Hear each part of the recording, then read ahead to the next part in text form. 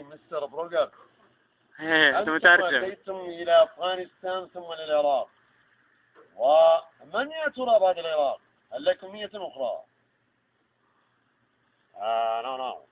يقول كلا، إننا عندما أتينا إلى أفغانستان ثم إلى أمريكا كانت أمريكا تريد أفغانستان لأن كان طالبان، وبعد ذلك كان لنا أيضا في العراق لجمع شعبي رئيس دكتاتوري كصدام حسين، ربما لديه أسلحة كيميائية وبيولوجية ربما يطلقها علينا كذلك لن نسكت على فلذلك غزونا العراق. ولكن هذا ليس مبررا. أنتم نريد أن نسأل مراسلنا ماليوي من غزة ماذا بعد انسحاب إسرائيل؟ والله ما تشوف ولا مدرع ولا حاجة، السلماسين البيوت بلغوا كلها رايحة.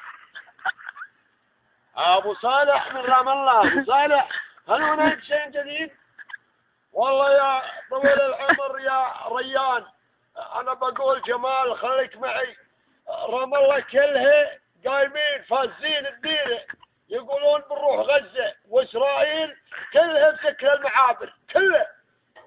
حسبي الله عليه، الحين بنطلع صحفيين نطلع.